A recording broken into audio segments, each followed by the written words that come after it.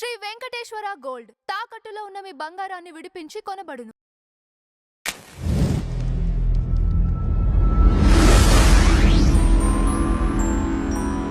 గురుదేవ, ఈ మధ్య కాలంలో శ్రీకృష్ణ పరమాత్మ శ్రీరామచంద్రమూర్తి అయ్యా మాంసాహారం తిన్నారు అనే ప్రచారం జరుగుతుంది. ఎన్నో శాస్త్రాలు అధ్యయనం చేశారు, ఎంతో శిష్యగణాన్ని ఏర్పాటు చేసుకున్నారు, ఎంతో మందికి దీక్షలు ఇచ్చారు.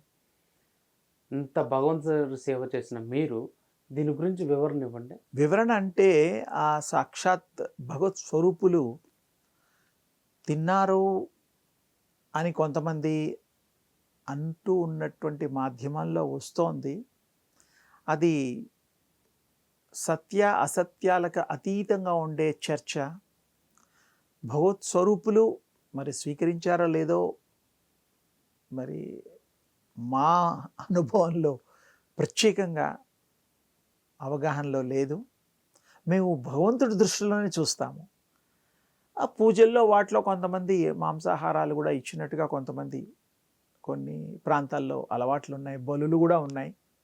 కానీ మనం వారి అనుగ్రహం పొందడానికి, దేవతల అనుగ్రహం పొందడానికి మనం శాయశక్తులా ప్రయత్నం చేద్దాం, వారిని మెప్పిద్దాం, వారిని మన మీద ఇష్టత కలిగే చేష్టలు మనం చేద్దాం. చాలామంది వారు మాంసాహారాలు తిన్నారనడానికి ఒక ఆధారం నా దృష్టిలో భగవత్స్వరూపులైనటువంటి రాముడు, కృష్ణుడు క్షత్రియులు రాజులు మాంసం తినడానికి తిన్నారనేటువంటిది మరి చరిత్రలో మనం చూస్తూ ఉన్నాము. అలా అని నేను రాముడు తిన్నాడని అనడం లేదు, కృష్ణుడు తిన్నాడని అనడం లేదు. ఆ విధంగా క్షాత్ర ధర్మంలో వాళ్ళు తిని ఉండవచ్చు అని వీరు అనుకోవడంలో ఒక మరి ఆ భావం కలిగిందేమో. అంతకంటే ఎక్కువగా నా దృష్టికి ఏమీ నేను ఎప్పుడు అంత తీక్షణంగా ఆలోచించాలా. నేను భగవత్ స్వరూపులుగానే వారిని దర్శిస్తాను, ప్రణమిల్లుతాను, హృదయంలో ఆ స్థానాన్ని వారికి ఇస్తాను. అందుకని వారు ఎంతో కృప చేసి మనందరికీ ఆ దివ్య రూపాలుగా మనకి అనుగ్రహిస్తున్నారు, అవతార మూర్తులుగా. మాంసం తినడం, పూజలు చేసుకునేది మన యొక్క ఈ దైనందిక జీవితంలో, ఈ కట్టుబాట్లలో, క్రమశిక్షణలో ఆ గ్యాప్ ఇవ్వడం, మాంసం తిని చేయకూడదనేటువంటి విషయాలు కొన్ని చర్చలో ఉన్నాయి. మరి మహాభక్తాగ్రేశ్వరులైనటువంటి కాళహస్తి ఈశ్వరుని ఆరాధించినటువంటి తిన్నాడు భక్త కన్నప్ప, వీళ్ళందరూ కూడా వారు మాంసం తింటూ స్వామికి అర్పిస్తే స్వామి తిన్నట్టుగా మరి వాడుకలో చెప్పడం జరిగింది. కొన్ని పుస్తకాల్లో కూడా వారు ఏ ఆధారంగా చెప్పారో మాకు అంత అవగాహన లేదు. కానీ చిత్రాల్లో కూడాను భక్త కన్నప్ప సినిమా చిత్రంలో కూడా చూపించినట్టుగా కూడా చాలామంది ప్రజలు చెప్పారు. మాకు ఓసారి చూసే ఇది కలిగింది.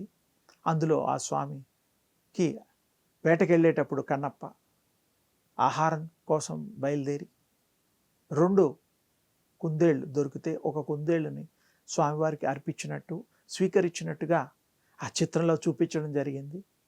భగవంతుడు అన్నీ అనుగ్రహిస్తాడు సర్వకాలాల్లో, సర్వులలో ఆ యొక్క స్వామివారు తండ్రి ఉంటారు.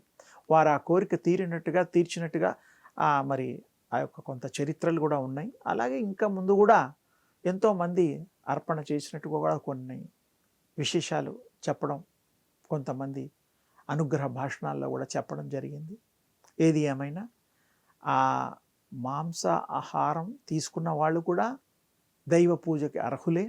కానీ ఏంటంటే ఉపవాసాలు ఉన్నప్పుడు దైవ ప్రార్థనలు, పూజా క్రతువులు చేసిన తర్వాత కొంతమంది స్వీకరిస్తూ ఉంటారు. మరి ఉపవాసంతోనే పూజలు చేయడం అనేటువంటిది పరిపాటి. మన పూర్వీకులంతా కూడా మరి అలాగే చేశారు.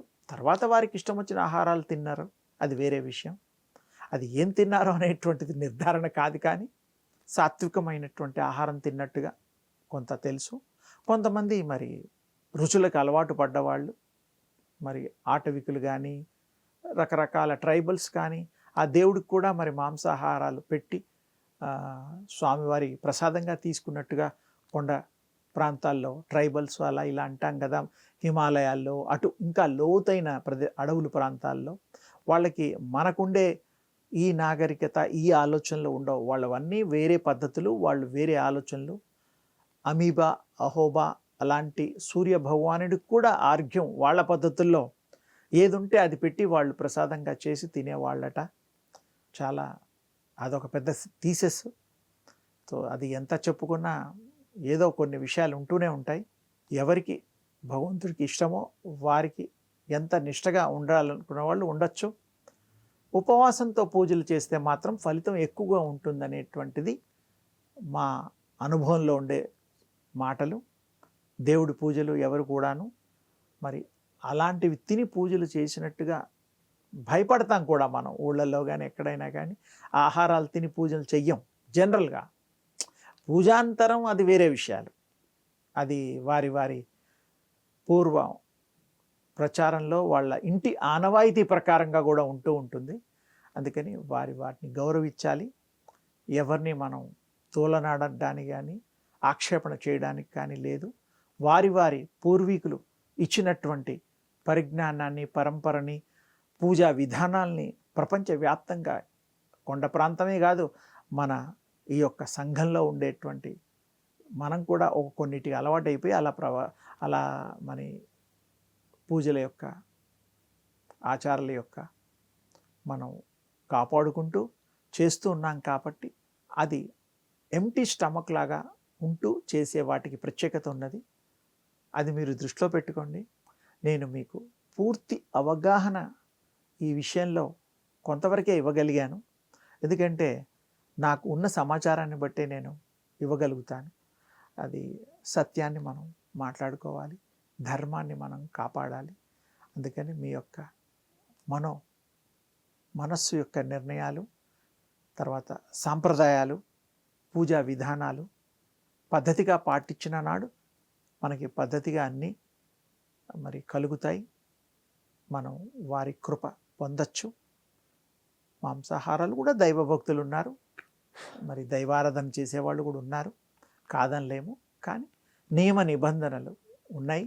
వాటిని పాటించితే ఒక ఫలితం, పాటించకపోతే ఒక ఫలితం అనేటువంటి దృష్టిలో పెట్టుకొని మీ నిర్ణయం మీరు తీసుకునే అధికారం మీకుంది. కాబట్టి ఇవి కూడా దృష్టిలో పెట్టుకుంటేనే వాటికి న్యాయం చేయగలుగుతారు. మీరందరికీ సకల సంపదలు, సకల శుభాలు, చక్కటి భగవద్ జ్ఞానాన్ని మీరు పొందుదురుగాక. శుభం.